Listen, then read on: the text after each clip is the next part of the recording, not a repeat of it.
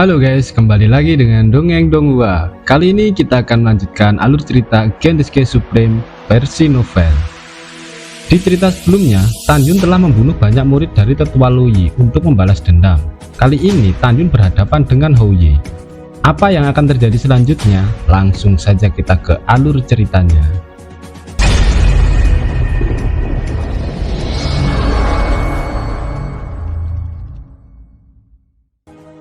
Houye sangat marah kepada Tanjun karena Chang Yijian yang sudah dianggapnya seperti saudara dipenggal kepalanya oleh Tanjun. Dia segera mengeluarkan kekuatannya. Tiba-tiba di dalam tombak Fangtian dengan atribut binatang buas, 9 bayangan tombak dipisahkan. Pada saat 9 bayangan muncul, aura mengerikan keluar dari langit dan menutupi Tanjun. Di dalam 9 bayangan tombak lukisan Fangtian muncul bayangan naga. Terdengar raungan kerah dari kantong binatang Tanjun. "Tuan, izinkan saya membantu Anda." Tanjun menggelengkan kepalanya. Dia tidak ingin kera iblis membantunya. Niat membunuh dan niat bertarung tak ada habisnya muncul dari Tanjun. "Kera tua, pria ini membunuh saudara laki-lakiku dan menyakiti wanitaku. Aku harus membunuhnya secara pribadi. Selain itu, aku membutuhkan pertempuran yang menentukan untuk mengukur kekuatanku saat ini. Dan dia adalah batu loncatan di jalanku menuju kekuatan yang lebih hebat." Ketika mendengar kata-kata Tanjun tersebut, kera iblis di dalam tas binatang Tanjun diam seketika. Kemudian, bayangan tombak setinggi 900 kaki di langit dengan nyanyian naga yang memekakan telinga seperti memberi kehidupan pada 9 naga tersebut. Mereka melilit bersama dan jatuh ke arah Tanjun. Kemanapun Tanjun pergi, kehampaan yang kacau dengan radius ribuan kaki seperti cermin raksasa dipenuhi dengan celah padat di ruang besar. Wajah Tanjun berubah menjadi liar. Ekspresinya lebih serius dari sebelumnya dan dia berkata dengan tajam, "Matilah!" Sebelum kata-kata itu jatuh, titik cahaya hitam seperti butiran beras tiba-tiba meroket 10 juta kali di atas kepalanya. Itu seperti jurang gelap dengan diameter 3000 kaki. Dan itu seperti pusaran besar yang menelan serta menyelimuti Tanjun. Di dalam jurang maut yang seperti pusaran air, saat Tanjun sudah berada di alam pemurnian jiwa, pedang kematian hitam yang berada di sana, ukurannya bertambah besar, menempati setiap sudut di dalam jurang maut. Kekuatan setiap pedang kematian telah melonjak 18 kali lipat dalam formasi pedang Dewa Hongmeng. Tanjun adalah penguasa jurang hitam, dan pedang kematian yang luas tidak dapat menyentuh tubuhnya. Pada saat ini, 9 bayangan tombak seperti naga di langit meledak ke arah dalam jurang, menghancurkan pedang-pedang maut seperti reruntuhan dan menabrak Tanjun di kedalaman jurang. Tanjun meraung dari dalam jurang. Dalam benaknya, bilah kematian tak berujung di atas kepalanya berkumpul dengan kecepatan tinggi, menjadi semburan setinggi ribuan meter, naik dengan keras menghadap 9 bayangan tombak seperti naga. Semburan pedang kematian ribuan kaki dalam 9 ledakan bayangan tombak yang terjerat runtuh dengan kecepatan tinggi dan menyebar ke bawah dalam reruntuhan. Pada saat yang sama, bayangan tombak seperti naga dengan cepat menyusut. "Aku ingin melihat bagaimana kamu bisa selamat." Houye menginjak pedang terbang, memegang tombak Fangtian, dan menembak jatuh ke jurang kematian dengan niat membunuh yang kuat, diikuti oleh 9 tombak yang ingin membunuh Tanjun. Setelah menghela nafas, ketika bayangan tombak seperti naga menyusut hingga 10 kaki, semburan pedang maut benar-benar hancur. Tiba-tiba, bayangan tombak yang terjalin terbagi menjadi 9. Setelah menahan Tanjun dari segala arah, Houye memegang tombak Fangtian dan mengarahkan ke Tanjun seperti kilat. Houye tersenyum, memegang tombak dan meledak ke arah kepala Tanjun. Houye memang layak menjadi yang terbaik di level pemurnian jiwa tingkat ke-9. Dan pertempuran dengan Tanjun, dia merasa sangat yakin bahwa dia akan menang. Tanjun segera menggunakan langkah Dewa Hongmeng. Ada sentuhan tekad di mata Tanjun. Dia mengelak dengan segera, menghindari pukulan keras Houye, dan berhasil lolos dari serangan gabungan 8 bayangan tombak. Tetapi dia tidak lolos dari serangan terakhir bayangan tombak di belakang punggungnya. Tombak dengan pergelangan tangan tebal dan panjang 10 kaki dimasukkan dari punggung Tan Yun, dan setelah mematahkan 4 tulang rusuk dada kanan Tan Yun, itu melewati dadanya. Ketika panah merah keluar dari mulut Tan Yun, Houye menembak Tan Yun dari pedang terbang. Lengan kanannya menjentikkan tombak di tangannya, menembus dada kiri Tan Yun dengan akurat. Tan Yun tiba-tiba menoleh ke samping. Ujung tombak yang tajam dengan darah yang menyembur menusuk tulang selangka Tan Yun dan memasukkannya ke dadanya. Houye mencengkeram tombak Fang Tian di tangan kanannya, menyemburkan kekuatan spiritual dan menusukkannya ke dada Tan Yun dengan seluruh kekuatannya. Segera Tan Yun mencengkeram tombak tersebut dengan tangan kanannya, sedangkan telapak tangan kirinya tiba-tiba terdorong ke atas. Api biru muda setinggi 9 kaki muncul dari telapak tangan kiri Tan Yun dan menyelimuti Houye yang sedang memegang tombak Fang Tian di atasnya. Dalam sekejap, Houye terbungkus kerucut es setinggi 9 kaki. Samar-samar terlihat bahwa Houye di dalam kerucut es dengan warna yang menyakitkan di wajah, leher, dan bahkan kulit seluruh tubuhnya di bawah suhu yang dingin mulai berubah menjadi lapisan es. Sedangkan Tan Yun yang terluka parah menahan rasa sakit yang hebat, tiba-tiba berjongkok, berusaha terpisah dari tombak Fang Tian yang dimasukkan ke tulang selangka kirinya, langsung ke dadanya. Tidak semudah itu untuk membunuhku. Kau akan kuhancurkan. Pada saat ini, suara keras datang dari kerucut es. Detik berikutnya, kerucut es itu pecah. Tubuh Houye telah berubah menjadi kulit es. Houye yang tidak berdarah setelah mendapatkan kembali kebebasannya, menahan rasa sakit dan segera menghindari pedang yang diarahkan oleh Tan Yun. Sayangnya, kecepatan menghindarnya agak lambat setelah Tan Yun memotong lengan kirinya. Pedang tajam Jini memanfaatkan kesempatan untuk memotong 2 tulang rusuk di sisi kiri Houye, serta memotong ujung jantungnya. Aku akan membunuhmu. Setelah kehilangan lengan kirinya dan menderita luka serius, tubuh Houye berputar. Tulang di 5 jarinya yang tidak berdaging menari-nari dengan tombak Fang Tian dan menebas ke arah Tan Yun yang tidak bisa mengelak. Ujung tombak yang tajam membuat bekas darah di leher Tan Yun. Jika 1 inci lebih dalam, Tan Yun pasti akan dipotong dan mati. Setelah Tan Yun mengelak, matanya merah, dia terbang dan dia memotong 2 jari tangan kiri Houye yang memegang tombak Fang Tian. Tan Yun tiba-tiba mengulurkan tangan kirinya, dan di sepanjang sisi kiri dada Houye yang terpenggal, dia meraih kedua tulang rusuknya dan menarik keluar dari tubuh Houye.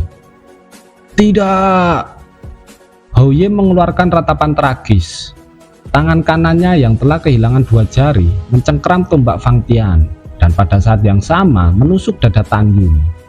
Tan Yun kembali mengeluarkan 3 suap darah, dan darah menyembur keluar dari dadanya. Perilaku gila berikutnya membuat Houye merasa ketakutan. Pada saat ini, Tan Yun yang terluka parah dan lemah menahan rasa pusing yang datang dari kepalanya. Dia menggigit ujung lidahnya. Dia tahu bahwa saat ini adalah waktu terbaik untuk membunuh Houye. Pada saat ini, Tan Yun masih tidak membiarkan kera iblis pembunuh mengambil tindakan, karena kebencian yang dia rasakan benar-benar membangkitkan sifat berdarahnya sebagai seorang pria. Dia secara pribadi harus membalaskan dendam Song Hong, Mu Mengyi, dan Sui Jian. Tan Yun tiba-tiba mencondongkan tubuhnya ke depan, menarik tombak Fang Tian ke arah dadanya, dan menusuknya dengan darah dari punggungnya. Segera, dia memegang pedang dengan seuntai darah di tangan kanannya dan menusuk jantung Houye. Setelah melakukan itu, wajah Tan Yun berlumuran darah. Houye menatap Tan Yun dengan tidak percaya. Kamu gila karena putus asa. Jika bukan karena aku tidak berharap kamu menjadi seperti ini, kamu tidak akan pernah bisa mengalahkanku. Tan Yun yang lemah tersenyum di sudut mulutnya. Yang penting kamu yang mati, bukan aku. Tan Yun, kamu... Sebelum Houye selesai bicara, Tan Yun memasukkan pedangnya ke mulut Houye dan menusuknya hingga belakang lehernya. Setelah Tan Yun dengan gemetar mencabut pedang panjang itu, Houye jatuh dengan lembut di genangan darah. Tan Yun mengerang kesakitan dan dengan tangan kirinya, tombak Fang Tian yang menembus dadanya tiba-tiba ditarik keluar dan dimasukkan ke dalam cincin Qian Kun. Segera, Tan Yun mengangkat formasi pedang ilahi Hongmeng dan muncul di depan semua orang. Tang Xingying, Shen Shubing, Lu Yi, dan tetua divisi gerbang abadi, lebih dari 400 diaken, serta lebih dari 10.000 murid yang hadir jatuh dalam waktu yang singkat. Pada saat ini, Tan Yun memegang pedangnya di tanah dengan tangan kanan, tidak membiarkan dirinya jatuh. 2 lubang darah di dadanya sangat mengejutkan, 4 tulang rusuk patah, luka tulang di kakinya dan luka pedang di lehernya sangat mengganggu hati semua orang. Yang lebih menakutkan adalah mayat-mayat mengerikan yang tergeletak di sekitar Tan Yun. Mayat-mayat ini dan Tan Yun memberitahu semua orang betapa tragisnya pertempuran itu. Melihat kekuatan tantangan lompatan Tan Yun, itu juga menyatakan tekad Tan Yun untuk membunuh dan membalas dendam. Pada saat ini, Shen Shubing mengatupkan bibirnya. Air mata berlinang di matanya yang indah. Siapa bilang dia tidak punya bawahan yang kuat? Mulai sekarang, siapa yang berani mengatakan bahwa semua murid Shen Shubing adalah semut? Lebih dari 3.800 murid di bawah gerbang Shen Shubing memandang Tan Yun dengan kagum. Sulit bagi mereka untuk percaya bahwa rekan mereka Tan Yun begitu kuat. Di sisi lain, dari 11.000 murid di bawah gerbang Lu Yi belum bisa menerima ini. Mereka tidak percaya bahwa kemampuan Tan Yun untuk melompati tantangan akan begitu kuat. Saudara Tan, ketika Luo Fan melihat bahwa Tan Yun tidak mati, dia menangis kegirangan. Dia kemudian lari menuju Tan Yun. Tetapi tiba-tiba dihadang oleh Lu Yi. Apa yang ingin kamu lakukan?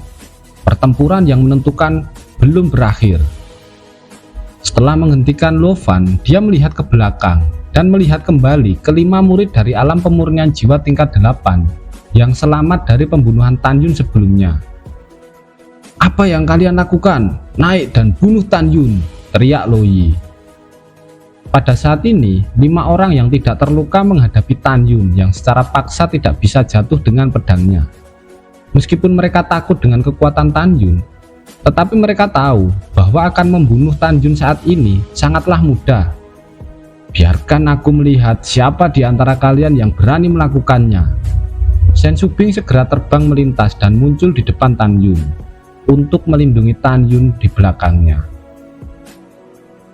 Shen Shubing, Tan Yun baru saja mengatakan bahwa ada pertempuran yang menentukan dengan 89 orang. Sekarang adalah pertempuran yang menentukan. Menurut aturan sekte, tidak ada yang bisa ikut campur. Suara Lu Yi berisi kemarahan yang tak ada habisnya. Karena dia tahu bahwa jika Tan Yun tidak dibunuh hari ini, saat Tan Yun memilih bertarung dengan 89 murid dan membunuh 84 murid lainnya, dia akan kehilangan muka. Pada saat ini, Han Yong dengan marah menunjuk Shen Shubing. Tetua berjasa, lelaki tua ini adalah diaken dari penegak hukum. Aku tidak bisa mentolerir perbuatanmu di sini, jadi biarkan diaken ini pergi. Wajah Shen Shubing penuh kecemasan. Dia melirik Tang Xingying untuk meminta bantuan. Tang Xingying segera menatap Han Yong dan Lu Yi. Tanpa diragukan, dia berkata, Tan Yun adalah murid jenius dari divisi pil gerbang abadi saya. Kepala divisi ini harus melestarikan murid yang mempesona. Oleh karena itu, pertempuran yang menentukan telah dibatalkan. Kepala, bawahan tidak setuju. Lu Yi dan Han Yong berkata serempak. Kepala, Anda adalah yang mulia dari gerbang abadi. Bagaimana bisa Anda melanggar aturan di depan semua orang? Tan Xingying sangat dingin mendengar itu. Ketika dia hendak berbicara, Tan Yun memegang pedang di tangan kanannya dan mengendalikannya agar tidak jatuh. Dia acuh tak acuh dan kejam, dengan suara kelemahan dipenuhi dengan rasa dingin yang tak ada habisnya. Ketua Tang, murid juga tidak setuju. Murid masih harus bertarung. Begitu Tan Yun mengatakan ini, Tang Xingying, Shen Shuping, dan semua orang yang hadir sangat terkejut. Seolah-olah mereka tidak dapat mempercayai telinga mereka. Dia sangat terluka. Apakah dia masih ingin bertarung? Tan Yun, apa kamu yakin? Shen Shuping tiba-tiba menoleh ke belakang dan menatap Tan Yun, mengungkapkan keprihatinan yang mendalam. Tan Xingying juga menatap Tan Yun dengan pandangan yang ingin tahu. Adapun Lu Yi dan tetua lainnya, Han Yong, serta semua diaken, meyakini Tan Yun sedang mencari kematiannya sendiri. Tan Yun melirik Shen Shuping dengan kerinduan, harapan, serta kekhawatiran dari rekan-rekannya. Kemudian, melihat Shen Shuping di depannya, dia mengucapkan, "Murid harus bertarung." "Seberapa yakin kamu akan menang?" ucap Shen Shuping dengan khawatir. "Tidak peduli berapa banyak, murid harus membunuh mereka untuk membalas dendam." Suara Tan Yun sangat kuat. Setelah terdiam beberapa saat, Shen Shuping menarik nafas dalam-dalam dan berkata, "Baiklah, kali ini aku percaya padamu." Setelah itu Shen Shuping kembali ke Tang Xingying. "Ketua, Tan Yun berkata untuk bertarung, maka biarkan dia bertarung." Tang Xingying juga menjadi penasaran. Tan Yun yang sudah terluka parah, dari mana dia mendapatkan kepercayaan diri seperti ini? "Hati-hati Tan Yun." Setelah Shen Shuping memberitahu Tan Yun, dia segera terbang menghilang dari Tan Yun dan kembali ke sisi Tang Xingying. "Tan Yun, kamu binatang kurang ajar. Aku ingin membunuhmu dan membalaskan dendam saudara Hou dan yang lainnya." Pada saat ini, kelima murid sedang memegang pedang terbang dan memandang Tan Yun sejauh 300 meter. Mereka saling memandang dan berkata serempak, "Ayo kita pergi bersama dan bunuh Tan Yun." 5 murid berkedip dalam bayangan. Mereka seperti singa muncul di sekitar Tan Yun. 4 dari mereka melambaikan tangan kanan mereka. Cahaya pedang tajam dari logam, air, dan 2 angin menebas ke arah Tan Yun. Sedangkan murid terakhir dengan sepatah kata di mulutnya mengangkat lengan gioknya dan segera kekuatan tanah coklat tebal di sekujur tubuhnya keluar, menutupi langit dan menutupi matahari, memadat menjadi gunung 300 yang di langit. Gunung yang dipadatkan oleh kekuatan bumi menabrak Tan Yun. Pada saat ini, mereka berlima tahu betul bahwa mereka tidak boleh mendekati Tan Yun. Mereka harus membunuh Tan Yun melalui serangan jarak jauh. Taktik mereka benar dan ide mereka juga benar, tetapi mereka mengabaikan satu hal. Mereka mengabaikan tekad Tan Yun untuk membalas dendam, tekad untuk membunuh mereka. Pada saat ini, memikirkan kematian Song Hong, memikirkan luka Meng Yi dan Xian, Tan Yun gemetar. Dia segera mengeluarkan langkah Dewa Hong Meng, api Hong Meng, serta api es Hong Meng. Tan Yun yang berlumuran darah sepertinya sudah melupakan rasa sakitnya. Setelah mengambil nafas, dia berubah menjadi bayangan, lalu menghindari 4 pedang yang datang. Dia hampir berubah menjadi 4 bayangan darah, muncul di depan keempat murid yang menyerangnya. Api es Hong Meng di telapak tangan kirinya langsung menyelimuti seorang murid. Sebelum murid itu berteriak, dia segera menjadi patung es di api es Hong Meng. Tiba-tiba, patung es berbentuk manusia itu runtuh dan hancur. Dalam suara yang menyedihkan, nyala api itu menyembur keluar dari telapak tangan kanan Tan Yun, dan murid lainnya menjadi panik. Mereka segera memanipulasi tubuh dengan tirai cahaya spiritual, tapi semuanya sia-sia. Mereka dimusnahkan dalam nyala api itu. "Tidak!" Murid ketiga, ratapannya putus asa, berakhir dengan retakan tulang yang sangat jelas. Tangan kiri Tan Yun meledakkan dadanya, dan awan kabut berdarah yang sangat mencolok mengepul serta potongan-potongan daging berserakan kemana-mana. Pada saat yang sama, saat Tan Yun muncul di depan murid keempat, murid itu melintas dan berkata dengan marah, "Matilah kau!" Segera, jarum terbang hitam melesat ke arah Tan Yun seperti hujan badai. "Tan Yun, hati-hati!"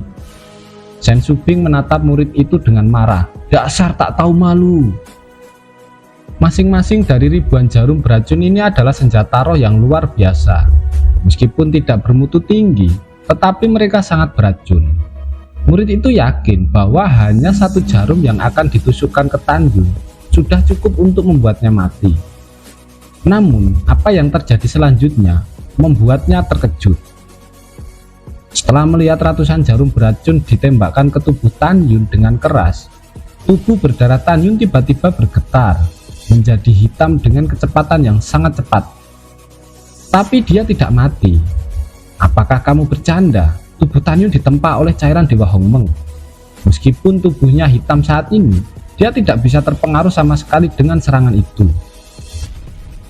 Tubuh Tanjun tiba-tiba bergetar. Segera, ratusan jarum beracun yang dimasukkan ke dalam tubuhnya tiba-tiba keluar dari tubuhnya dan menembus jauh ke dalam tubuh murid itu. Tidak! Murid itu berteriak, mulutnya berbusa dan segera mati dengan kejam. Kulit dan badannya pun menjadi hitam. Pada saat ini, puncak gunung kekuatan bumi yang jatuh dengan keras menghantam Tanjun. Dan setelah gunung itu jatuh, Tanjun terkubur. Luofan dan lebih dari 3.800 murid menangis, serta tampak sangat sedih. Debu memenuhi pandangan semua orang, dan semua orang melihat murid itu memegang pedang terbang dengan senyum waspada dan kemenangan. Dia bergegas terbang. Hahaha, kali ini bagaimana caramu untuk selamat, Tanjun? Jika aku tidak membunuh kalian semua, bagaimana aku bisa mati? Saat suara lemah dan tegas tiba-tiba terdengar, Tanjun yang terluka parah tiba-tiba melewati gunung itu. Di tangannya, pedang Dewa Jini dengan percikan darah panas memotong kaki murid itu. Jeritan murid itu tiba-tiba terhenti, dan semua orang terkejut. Tanjun mencekik leher murid itu dengan satu tangan dan melangkah keluar. Murid itu dicekik Tanjun, kemudian dia menatap Loyi. Wajahnya yang memerah penuh dengan permohonan, seperti yang terlihat dari perubahan mulut yang diam. Murid itu berkata, "Ketua keempat, tolong selamatkan aku." Luyi ingin menyelamatkannya, tapi dia tahu dia tidak bisa melakukannya. Pada saat yang sama, wajahnya merah karena marah. Dia tidak pernah mengira Tanjun akan seperti ini. Tak satu pun dari 5 murid ini yang bisa membunuh Tanjun. Di mata semua orang, Tanjun mencekik leher murid itu dan dengan gemetar mendatangi mayat Song Hong. Air matanya kembali berlinang. "Kakak Song, aku membalaskan dendammu dan semua saudara dan saudari yang mati. Aku berharap Anda bisa beristirahat dengan tenang." Begitu kata-kata itu keluar dengan suara kaca, Tanjun meremas leher murid itu dan melemparkan tubuhnya ke tanah. Tanjun memegang pedang di tanah dengan kedua tangannya. Bahkan jika hembusan angin menderu dari lembah peri, dia tetap berdiri tegak. "Berhasil, Tanjun, kamu berhasil membalas dendam." Mata Luofan dipenuhi dengan kegembiraan dan air mata. Lebih dari 3.800 murid di belakangnya dengan gelombang kegembiraan bertahan di lembah peri.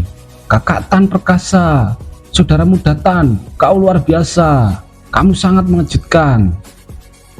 Pada saat ini, Sen Subing menatap Tanjun dengan tatapan kosong. Air mata kepuasan dan kegembiraan menetes dari wajahnya. Dia tahu bahwa di balik kemenangan dan kejayaan Tanjun, ada kesedihan untuk Song Hong yang tersembunyi. Dia tahu rasa sakit di hatinya di bawah lingkaran cahaya Tanjun. Tang Xingying menatap Tanjun dengan persetujuannya yang meningkat. Dia merasa Tanjun seperti danau yang dalam, yang membuat orang tidak bisa melihat langsung ke danau yang dipenuhi dengan misteri. Sedangkan wajah Loyi, dia sangat jelek. Tubuhnya bergetar hebat karena marah. Dia salah perhitungan, dia telah kalah telak. Dia awalnya mengira bahwa setelah Tanjun terluka parah, pasti akan dibunuh oleh 5 murid di bawahnya, sehingga dia tidak akan terlalu malu. Tapi hasilnya, Tanjun secara ajaib membunuh 5 orang lagi. Pada saat ini, dia tidak bersimpati atas kematian 89 muridnya. Yang ada hanya kemarahan. Tidak ada rasa kasihan pada murid-murid yang meninggal dalam kemarahannya, tetapi rasa malu yang dibawa oleh murid-murid itu kepadanya. Tidak hanya dia tidak mengasihani murid-murid yang meninggal, sebaliknya, dia merasa bahwa 89 murid membuatnya malu, serta membuat dirinya menjadi bahan tertawaan banyak orang. Han Yong pun juga tidak pernah berpikir bahwa hal-hal akan berkembang ke titik seperti ini. Dia sebenarnya ingin membantu saudaranya mempermalukan Chen Shubing.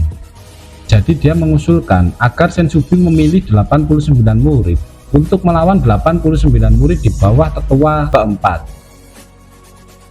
Tapi dia melakukan sesuatu yang buruk.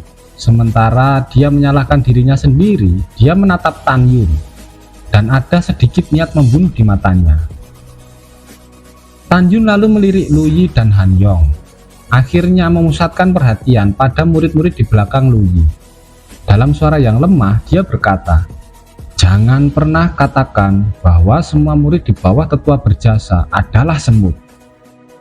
Lalu jika aku semut, kamu apa? Debu atau bulu? Aku tahu kamu ingin membunuhku, tapi ada begitu banyak orang yang ingin membunuhku berakhir tragis." Begitu ucapan ini keluar, Lu Yi sangat marah. 11.000 murid di belakang Lu Yi juga tidak terima.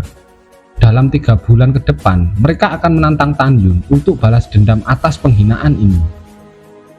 Di hadapan kemarahan ribuan orang, Tan Yun pun mengejek. "Sekelompok orang di alam pemurnian jiwa tingkat sempurna menantang aku yang hanya berada di alam pemurnian jiwa tingkat 3.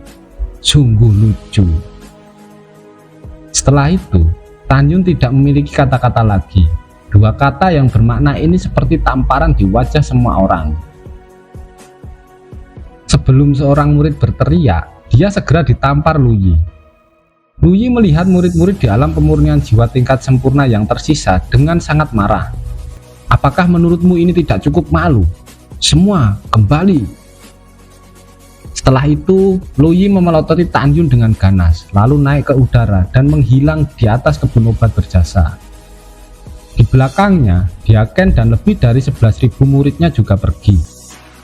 Kecuali tetua kelima Chen Shuiyu, tetua lainnya melesat ke langit satu demi satu. Tidak lama kemudian, hanya Chen Shuiyue dan Tang Xingying yang tertinggal di luar taman obat berjasa. Hati semua orang menegang. Melihat mulut Tan Yun menyemburkan darah, dia tidak bisa lagi berdiri dengan paksa dan jatuh ke tanah. Pada saat ini, tidak ada yang memperhatikan bahwa di lautan awan di atas lembah abadi berjasa, seorang lelaki tua berjubah hijau berumur 60-an tahun menatap Tan Yun yang pingsan dengan gembira. Saat kemudian, di bawah gerbang Gunung Huangfu di kota Tianpufang di dalam aula VIP, mata dalam Dante Swansong menatap seorang lelaki tua di depannya. Pria itu cukup tinggi dan wajahnya yang keriput selalu menampakkan cahaya dingin dari tulangnya. Master Sekte, pembunuhnya belum ditemukan. Pembunuhnya sangat licik dan pintar. Setelah dia membunuh tetua 25 dan 26 di divisi 5 jiwa, mereka menghapus sisa nafasnya. Mendengar ini, mata Dante Swansong memancarkan sentuhan kejutan. Dia diam-diam memikirkan 2 organisasi besar. Salah satunya adalah organisasi pembunuhan dan organisasi hukuman dewa. Orang tua itu adalah pemimpin organisasi pembunuhan Huangfu Gusong yang bertanggung jawab untuk secara diam-diam menyelidiki latar belakang gerbang abadi Huangfu, kepala divisi tetua, bahkan berbagai barang antik tua yang terendam. 2 organisasi besar pembunuhan dan hukuman adalah tangan kanan Dante Swansong. Dante Swansong adalah orang biasa-biasa saja di hadapan para barang antik tua yang merupakan kepala dari berbagai divisi. Tetapi, hanya sedikit orang yang tahu bahwa Dante Swansong yang biasa-biasa saja sangat berdarah besi dan kejam. Alasan untuk berpura-pura adalah bersiap untuk membersihkan orang-orang nakal yang bersembunyi di sekte suci Huangfu. Dante Swansong masih sangat yakin dengan kemampuan membunuh Huangfu Gusong, tapi pada saat ini dia mendengar bahwa dia tidak menemukan pembunuhnya. Dia sangat terkejut. Master Sekte, bawahan juga secara pribadi mengunjungi gerbang dalam dan mengamati kematian Murong Hong, Ling Hu Changhe, dan Wu Hong. Bawahan yakin bahwa pembunuh mereka dan 2 tetua 5 jiwa gerbang abadi adalah orang yang sama. Nada bicara Huang Fugujong setuju, dan dia menambahkan, meskipun pembunuhnya memiliki metode pembunuhan yang berbeda, dia tidak meninggalkan petunjuk apapun, bahkan jejak sisa aura. Oleh karena itu, bawahan menilai itu adalah orang yang sama. Dante Swansong mengangguk dengan sedih. Ya, Tuan ini tahu, aku akan menyelidiki masalah ini. Apakah ada hal lain? Mata Huang Fugujong penuh dengan kedinginan. Master Sekte, bawahan curiga bahwa tetua ke-18 Murong Sisi, kepala Tang Xingying, dan kepala jiwa suci gerbang abadi adalah mata-mata. Ada juga masalah dengan Shen Zubing. Aku belum tahu dia berasal dari mana. Bawahan hanya menduga, tetapi buktinya masih belum cukup. Mendengar ini, mulut Dante Swansong menyeringai. Murong Sisi, Tang Xingying, Shen Zubing, Pendeta Zheng Hun. Aku tidak akan menyentuh keempat orang ini untuk saat ini. Jika mereka benar-benar mata-mata, Master Sekte ini suatu hari akan membuat mereka tak bisa makan dan mencabut kekuatan di belakang mereka. Huang Fugujong lalu berkata dengan jujur, Master Sekte, Gongsung Yangchun dari Gerbang Suci, dia juga sangat mencurigakan. Selain kepala divisi pil Gerbang Suci, divisi jimat, divisi formasi, dan divisi jiwa, ada 30 tetua Gerbang Suci yang mencurigakan. Selain itu, di antara barang antik tua, ada juga orang yang sedang diselidiki. Mendengar ini, Dante Swansong mencibir lagi dan lagi. Sekte Huangfu adalah sepotong lemak. Itu bagus, tapi kamu cacing dan mata-mata nakal. Apakah kamu benar-benar memperlakukanku sebagai pengganggu untuk Dante Swansong? Saat dia mencibir, Dante Swansong merasa sangat berat memikirkan musuh yang bersembunyi di sektenya. Dia tahu bahwa sekte Huangfu hari ini seperti kereta di tepi tebing. Jika mulai melumpuhkan ular dan membunuh mata-mata yang bersembunyi saat ini, pasti akan menggerakkan seluruh tubuh dengan satu tembakan. Pada saat itu, akan membuat marah kekuatan di belakang mata-mata itu. Maka, kedua gerbong ini kemungkinan besar akan jatuh dari tebing dan menabrak. Dia tahu lebih banyak lagi bahwa saat ini kereta Huangfu yang hampir lepas kendali membutuhkan kendali lagi untuk ditarik kembali dari tepi jurang. Dan kendali ini adalah waktu. Dia membutuhkan waktu untuk mengetahui kekuatan di balik mata-mata itu. Bahkan dia lebih bersemangat untuk lebih banyak waktu. Di bawah pemerintahannya sendiri, Sekte Huangfu perlahan melanjutkan lintasan normalnya dari tepi kehilangan kendali. Dan kemungkinan mengikuti tanaman merambat untuk memusnahkan kekuatan di belakang mata-mata. Dia juga mengerti bahwa hanya orang sembrono yang akan memindahkan bidak catur dari kekuatan yang tak terhitung jumlahnya ini di sektenya sendiri saat ini. Hidup ini seperti catur, Dante Swansong sedang bermain catur untuk saat ini. Dia tidak tersesat dalam permainan, sebaliknya pikirannya sangat jernih. Dante Swansong menggosok alisnya dan menunjuk. Apakah ada situasi lain di sana? Huang Fugujong tampak kusuk dan dengan hormat berkata, Master Sekte, menurut berita dari Istana Jiwa, Sugeyu 2 bulan yang lalu setelah kembali ke istana dari Sekte Abadi, dia memanggil pejabat senior di istana untuk membahas bagaimana bernegosiasi dengan Sekte Abadi demi bergabung untuk menangani urusan dengan Sekte Huangfu. Meskipun bawahan saya masih tidak tahu kapan Istana Abadi dan Sekte Abadi akan menyerang Sekte Huangfu, cepat atau lambat Sekte Suci Huangfu akan bertempur dengan dua sekte kuno itu. Bawahan menebak bahwa itu sekitar 100 tahun dari sekarang. Selain itu, anggota organisasi pembunuhan yang bersembunyi di luar pegunungan hukuman surgawi juga telah mendengar berita bahwa akan ada pertempuran besar antara 4 dinasti suci dalam beberapa ratus tahun ke depan. Dan sangat mungkin terjadi mereka akan ikut terlibat dalam kejatuhan sekte.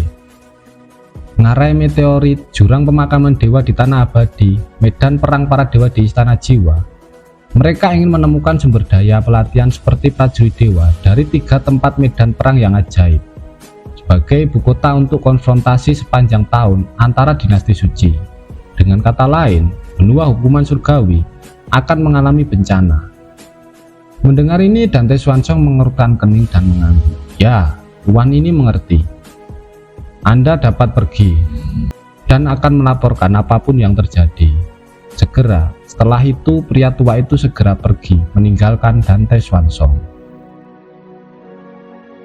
Oke guys, sampai di sini dulu alur cerita kali ini. Kita bertemu lagi di episode selanjutnya. Jangan lupa like, share, dan subscribe. Terima kasih.